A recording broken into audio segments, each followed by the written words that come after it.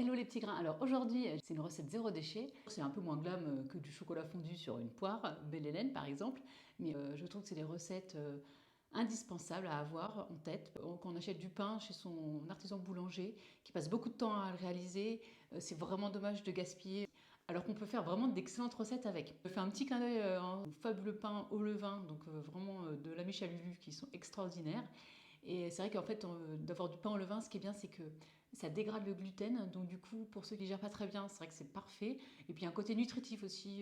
La première recette, en fait, c'est simple. C'est des croûtons. Votre pain est un peu rassis. Vous coupez en morceaux.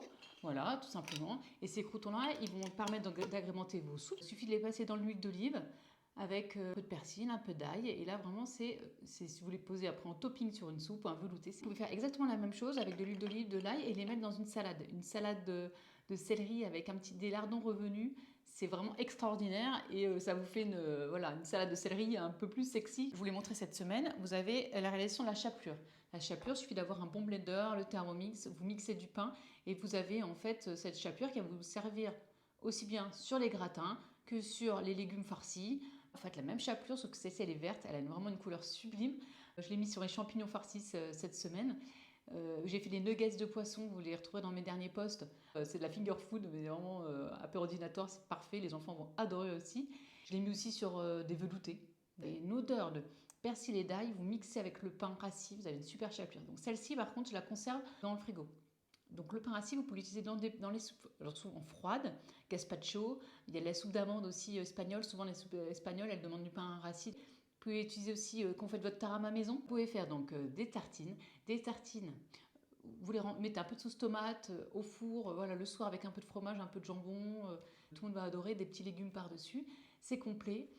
Après, vous pouvez faire aussi la tartine avec du fromage grillé dessus, que vous mettez sur votre velouté, alors ou sur la soupe à l'oignon, c'est tradit, mais c'est toujours gourmand. Faire aussi des mouillettes, vous les coupez en petites tranches, voilà, des petites mouillettes, que vous pouvez mettre avec du fromage, des graines, des épices, vous les faites gratiner au four, et là, vous les utilisez pour vos œufs cocottes, par exemple, ou les œufs bolés, enfin voilà, on accompagne, ou même avec la soupe, ce sera très bien aussi. Vous avez réalisé un pesto. Un pesto, là, je pense qu'il y en a qui vont être ravis, c'est sans gluten, sans lactose. J'ai mis de la roquette, de l'huile d'olive, de l'eau, du pain rassis, de l'ail, de la levure maltée, donc ça correspond un peu au goût du fromage pour ceux, mais vous pouvez très bien mettre du parmesan. Et donc là, j'ai un pesto d'hiver qui est parfait. Vous pouvez mettre du basilic l'été.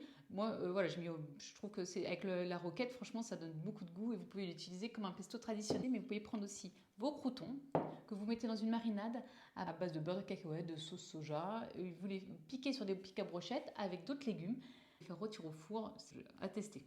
Il va aussi avoir toutes les recettes de pudding. Pudding, ça ressemble un peu comme un cake, hein. Ça peut faire aussi bien un cake salé qu'un cake sucré. Le pain perdu, la brioche perdue, donc ça c'est vraiment pareil, c'est une recette traditionnelle. Il faut un peu de chocolat par-dessus, j'ai mis une recette sur mes derniers posts, donc là c'est hyper gourmand quand même, hein.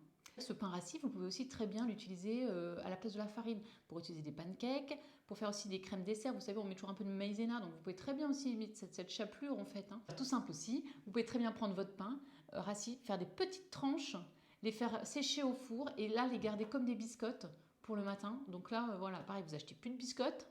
Vous faites quoi? C'est du zéro déchet et en plus économique. On a parlé du kéfir dernièrement, donc sur tout ce qui est boissons lacto-fermentées. Il y a aussi des boissons fermentées qui sont avec du pain, donc souvent du pain de seigle. Alors j'ai envie d'essayer. Justement, je pense qu'on en parlera sur une prochaine vidéo. Je voulais vous parler aussi du livre qui m'a aidé aussi à préparer cette petite vidéo zéro déchet où j'ai trouvé vraiment plein de recettes. C'est un livre que j'ai acheté pendant le premier confinement parce qu'on s'est tous mis à faire notre pain. Cette idée-là sur le blog de Vilain Levain d'ailleurs qui est exceptionnel, je vous le conseille. Et elle fait en plus plein de podcasts hyper intéressants à écouter. Vraiment, c'est topissime. Le pain zéro déchet, c'est de Delphine Pocard. Donc, ce livre-là, c'est une mine d'or. Et c'est toutes les recettes vraiment que je vous ai parlé, elles sont dedans. Je vous le conseille. C'est en plus dans les petits budgets. Je vous conseille vraiment d'aller l'acheter chez votre libraire préféré. Je vous dis à bientôt pour une prochaine vidéo. Merci à vous.